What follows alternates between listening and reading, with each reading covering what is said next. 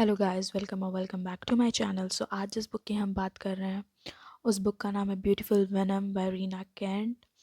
और आज इस वीडियो में हम कवर करने वाले हैं authors note, blurb and chapter 1 उसके साथ में। तो चलिए एक्सप्लेनेशन स्टार्ट करते हैं। तो यहाँ ऑथर अपना नोट देना चाहती हैं कि ब्यूटीफुल वेनम रीना वर्स के एक नई और एक्साइटिंग साइड की शुरुआत को मार्क करता है और इसे एक कंप्लीट स्टैंड अलोन की तरह एंजॉय किया जा सकता है। अगर कोई उसके बुक्स में नया हो तो शायद वो नहीं जानता हो कि वो ज़्यादा डार्क स्टोरीज लिखती हैं जो इंटेंस, अनसेटलिंग और कभी कभी डिस्टर्बिंग तक हो सकती हैं। उसके कैरेक्टर्स और उनकी जर्नी सोसाइटीज़ की नॉर्म्स को तोड़ देती हैं और हर किसी के लिए नहीं होती। ब्यूटीफुल वेनम में कंसेंशुअल, नॉन कंसेंशुअल, डबकॉन और प्राइमल प्ले जैसे थीम्स हैं। इसमें रोड एक्सीडेंट रिलेटेड ट्रॉमा और वायलेंस के ऑन पेज डिपिक्शंस भी शामिल है। रीडर को अपने ट्रिगर्स पे ध्यान रखना चाहिए और इनमें डूबने से पहले। In a den of vipers revenge is the deadliest venom. सांपों के डन में बदला ही सबसे जहरीला वेनम होता है। यहाँ से ब्लर्ब स्टार्ट होता है। उसकी दुनिया को तोड़ दिया गया, अब वो उनकी दुनिया गिराने वाली है। प्रॉब्लम, उसके पास पपेट मास्टर तक पहुंचने के कोई सीधा रास्ता नहीं था। उसका एक ही लीड है, द वाइपर्स, एक एलाइट कॉलेज हॉकी टीम जो आइस पर भी राज करती है और शैडो में भी। उनके सीक्रेट सोसाइटीज़ में घुसने के लिए उसने उनके वीकेस्ट लिंक पर नज़र लगाई, केन डेवनपोर्ट, टीम का कैरिज्मेटिक कैप्टन और सांपों के इस घोंसले में इकलौता ग्रीन फ्लैग। पर बहुत देर में उसे समझ आया कि जिस स्नेक को वो वीक समझ रही थी वो सबसे वेनमस निकला। केन का फ्रेंडली फैकेड एक ऐसे प्रेडेटर को छुपा रहा होता है जैसे उसने इमेजिन भी नहीं किया था। बहुत जल्दी वो अपने मॉन्स्टर एक्सपोज कर देता है, वो मॉन्स्टर जो उसे सिर्फ ल्योर नहीं करता बल्कि एक लीथल गेम में फंसा देता है जिसमें एस्केप का कोई रास्ता नहीं है। सो यहाँ से चैप्टर 1 स्टार्ट होता है और चैप्टर का नाम है डालिया। उसकी ज़िंदगी चिट्ठे चिट्ठे पहचान से पड़े टुकड़ों में टूट चुकी है। एक सिल्वर लाइनिंग, उसके पास खोने को कुछ नहीं है, वापस जाने को नहीं है, घर कहने को कोई जगह नहीं है। इसलिए कुछ भी उसे रोक नहीं सकता उस रास्ते पर चलने से जिसे उसने खून से छीन दिया हो। स्टेडियम सीट के स्मूथ प्लास्टिक पर उसकी उंगलियां कांप रही होती है जब वो छुपी हुई बैठी होती है। उसके मसल्स चल रहे होते हैं, घुटने थरथरा रहे होते हैं। 20 मिनट से ज़्यादा वो इस क्रॉच्ड पोजीशन में जम चुकी होती। आइसी हवा के तेज झोंका उसके घेर लेता है, उसके टेम्पल्स और अपर लिप पर जमते पसीने की बूंदों को ठंडा करता है। सच ये है, वो यहाँ होना ही नहीं चाहिए था, पोजीशन में नहीं बल्कि पूरी जगह। वो कभी ग्रे स्टोन रिज में कदम रखने के लिए बनाई ही नहीं गई थी, ना ही ग्रे स्टोन यूनिवर्सिटी के कैंपस पर, और सबसे ज़्यादा वाइपर्स एरिना में छुपकर घूमने के लिए तो बिल्कुल नहीं, जहाँ स्कूल के प्रेस्टिजियस वाइपर्स हॉकी टीम में कुछ घंटे पहले एक स्पेक्टेकुलर मैच जीता था। जस्ट सिर्फ बोलने की बात है, मैच को ख़त्म हुए घंटे बीत चुके हैं, सब लोग निकल चुके हैं सिवाय उसके और नीचे के 3 प्लेयर्स के। पक के बोर्ड से टकराने की लाउड थर्ड्स उसके कानों में गूंज रही होती। आइस पर ब्लेड्स की स्विश एक प्योर अनडाइल्यूटेड वॉयलेंस की सिम्फनी जैसा लग रहा होता है। वो डार्क ब्लू चेयर के बीच से झांक रही होती है अपनी सांस रोककर, चाहे अरीना में गूंज रही आवाज़ों का मैग्नीट्यूड कितना ही ज़्यादा क्यों ना हो। वाइपर्स अरीना की सीटिंग, जिसमें 10,000 से ज़्यादा लोग बैठ सकते हैं, तेज़ी से ऊपर उठती हुई लगती है। नीचे आइस का एक चक्कर देने वाला होता है, वर्टिगो इंड्यूसिंग व्यू देती है।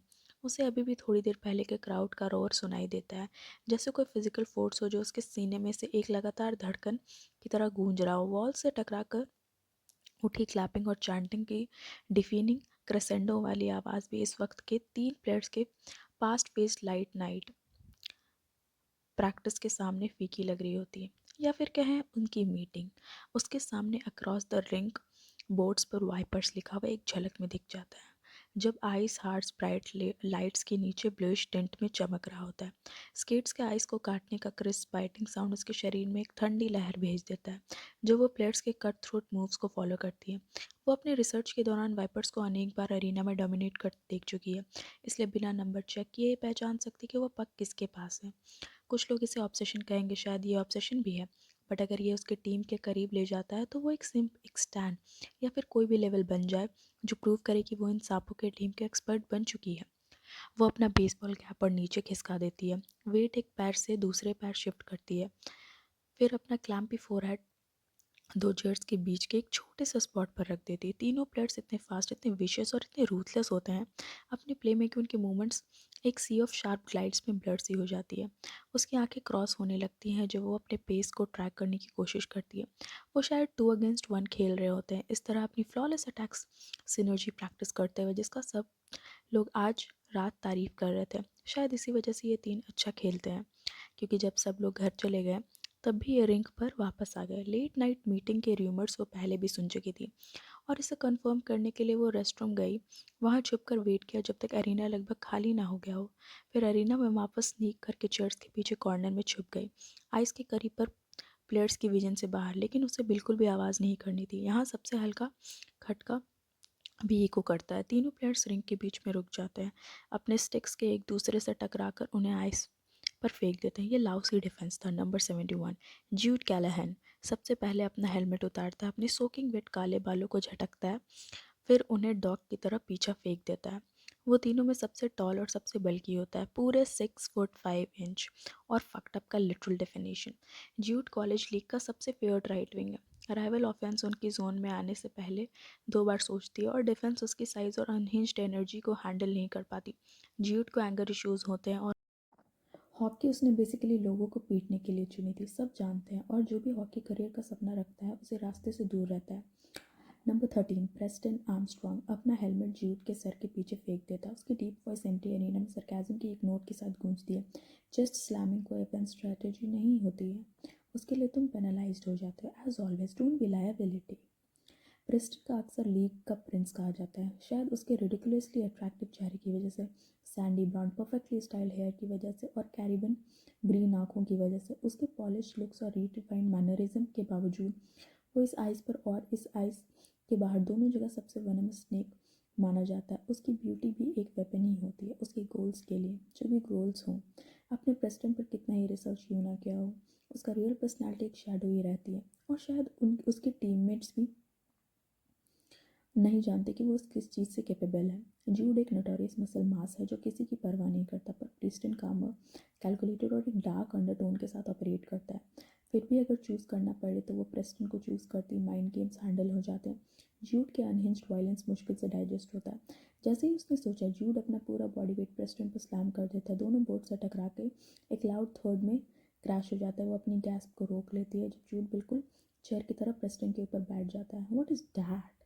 प्रेस्टन के सर बोर्ड से टकराता है। हेलमेट ना होने के बावजूद उस थंब के ईको के सीने में फेंक तक फील दे देता है। दोनों एक दूसरे की कॉलर पकड़ लेते हैं और जूड प्रेस्टन को उठाकर रिंग के दूसरे कोने में फेंकने की कोशिश करता हुआ लगता है, निएंडरथल स्टाइल। प्रेस्टन जूड कितना बल्कि नहीं, लेकिन फिर भी 6'3" स्मार्टली ब्रूट फोर्स को फ्लिप कर देता है। उसे आइस पर पटक देता है और उसके थ्रोट पर एल्बो से झाड़ देता है। 13 एक स्माइल के साथ 71 के बिल्कुल पास बोलता है, मैंने कहा तुम एक लाइबिलिटी हो। अपनी एनिमल स्ट्रेंथ कंट्रोल करना सीखो। देखने में एनिमल लगना ठीक है, पर एक्ट करना ज़्यादा हो जाता नहीं लगता? वो अपनी बात वापस ले लेती है। प्रेस्टन भी उसके पास बस का नहीं। वो डिसाइड नहीं कर पाती कि प्रेस्टन उस गधे को छोड़ देगा या मुस्कुराते हुए उसका गला दबा देगा। जूड का चेहरा सेकंड्स में रेड से ब्लू हो जाता है।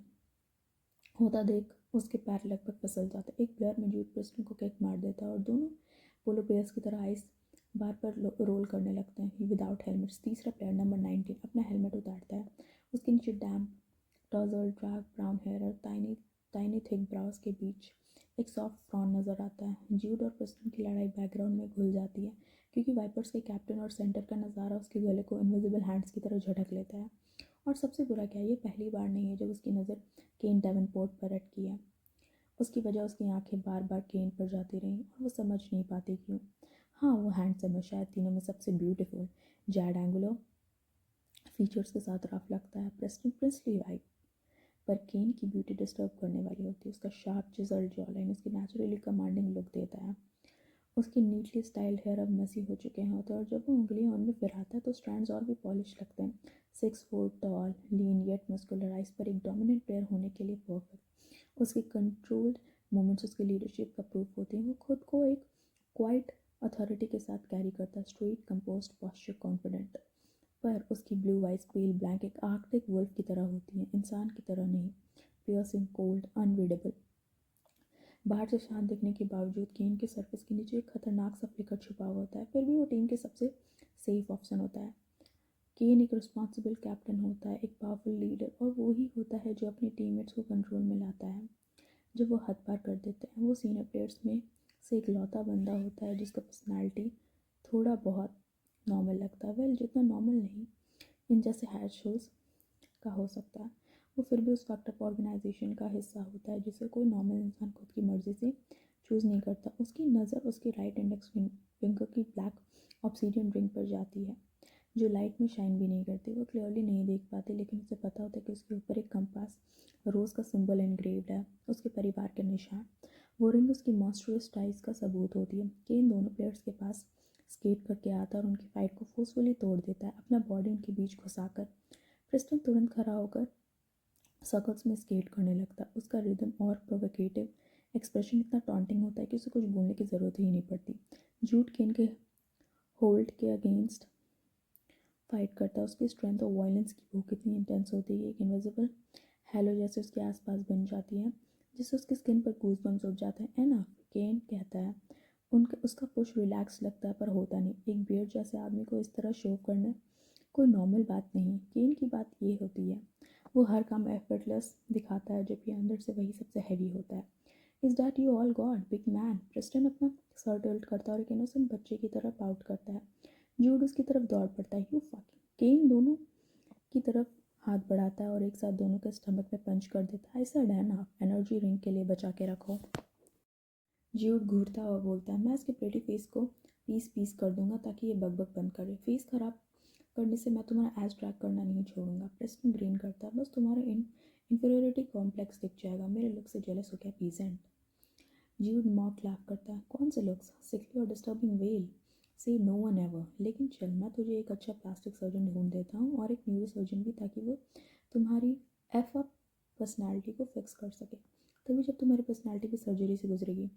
ब्लैशमी, ये पर्सनैलिटी तो वंडरफुल है तुम्हारी। Pure mommy issues. President out करता है, I fucking bury you. Jude गरजता है और फिर चार्ज होता है। केन अपनी बॉडी बीच में डालकर इम्पैक्ट एब्जॉर्व करता है, फिर भी पीछे धकेल दिया जाता है। प्रेस। केन स्टेयर करता है। एक सेकंड में एनर्जी शिफ्ट हो जाती है बिना उसके कुछ बोले। प्रेस्टन कंधा उठाकर बोलता है, क्या मज़ा आता है इसे चढ़ाने में? वैसे भी इस ट्रेन होना चाहिए ताकि ये सोने जा सके। बचा ले इससे। ज्यूड अपने ग्लव्स उतारता है और प्रेस्टन के चेहरे पर फेंक देता है। प्रेस्टन अपना नाक सिकोड़ देता है। Uncultured as always Callahan. उसकी नज़र ज्यूड के इंडेक्स फिंगर की ब्लैक रिंग पर पड़ती है।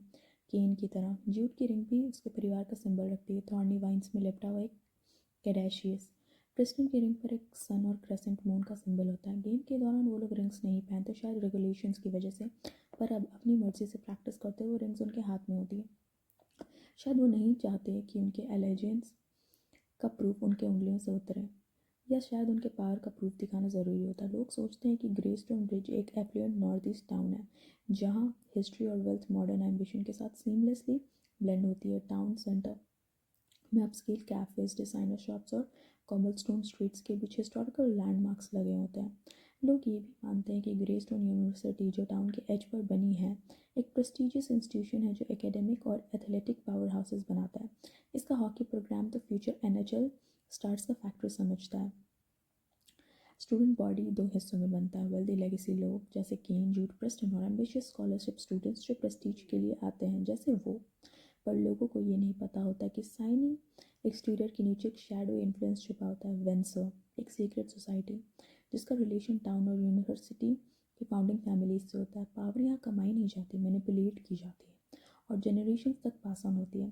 हर कोना एलाइट फैमिलीज की इन्फ्लुएंस की कहानी फुसफुसाता है। डेवनपोर्ट्स, कैलाहन्स, आर्मस्ट्रॉन्ग्स और ऑब्जॉन्स सब रेवेंसवुड हिल के गेटेड एनक्लेव में रहते हैं। फॉरेस्ट के बीच, आयरन गेट्स के पीछे छुपे बड़े बड़े मैंशंस, पावर, लेगेसी और कंट्रोल का सिंबल।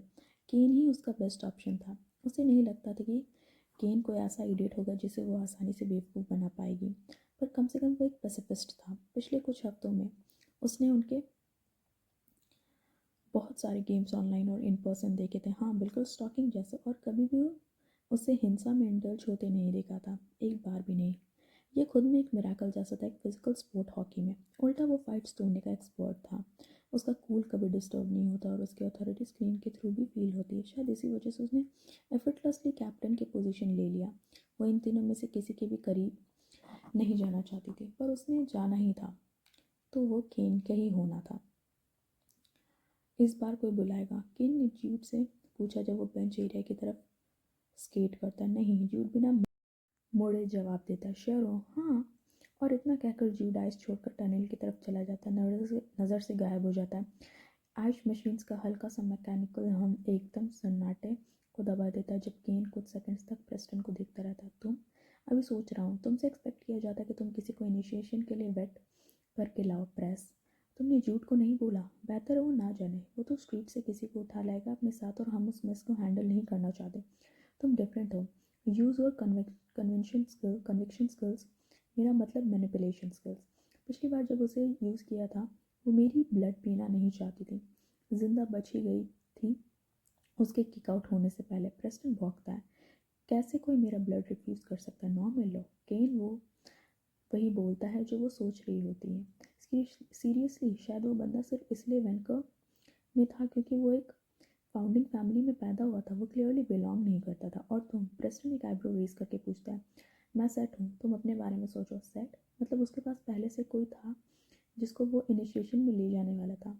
वो तो केन की ज़िंदगी में घुसना चाहती थी ताकि वो उसी को ले जाएगा। कुछ वक्त पहले उसने टीम के फिजिशियन के इंटर्नशिप के लिए अप्लाई किया था, जो अभी भी होल्ड पर था।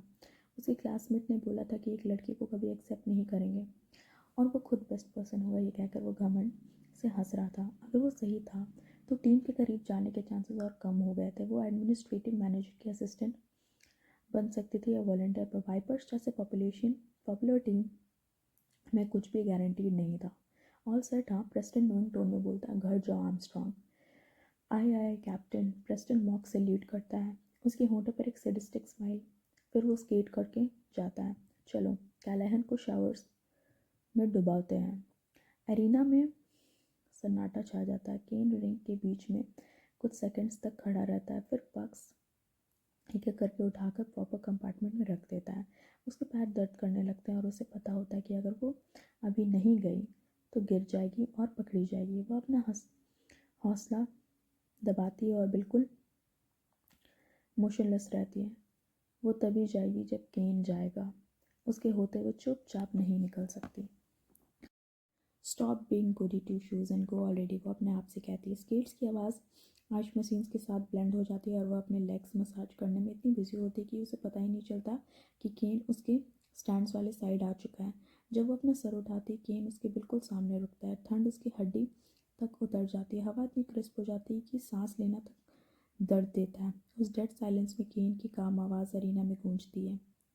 तुम अब बाहर आ सकती हो। वो और पीछे को छप जाती है, होप नहीं प्रे करते हुए कि वो किसी और से बात कर रहा हो, कोई और फुलिश बंदा जो रात के वक्त वाइपर्स एरिना में घुस आया हो। मुझे पता है तुम यहीं हो। मैं सजेस्ट करता हूँ तुम अभी सामने आ जाओ जब तक सिर्फ मैं हूँ। मैं गारंटी नहीं कर सकता कि बाकी लोग इतने अंडरस्टैंडिंग होंगे। सो यहाँ होता है ये चैप्टर ख़त्म। कल हम लोग बुक में कवर करने वाले हैं chapter 2। I know that I was a bit inconsistent, but now I'm going to be consistent. So don't forget to like, share, comment, subscribe to my channel, and if you guys have some other suggestions of the book then do let me know in the comment section as well. And अगर इस book में मतलब अगर इस video में 100 views आएंगे तभी chapter 2 आएगा. And thank you for pouring so much love to me, it means a lot, and please keep your support with me.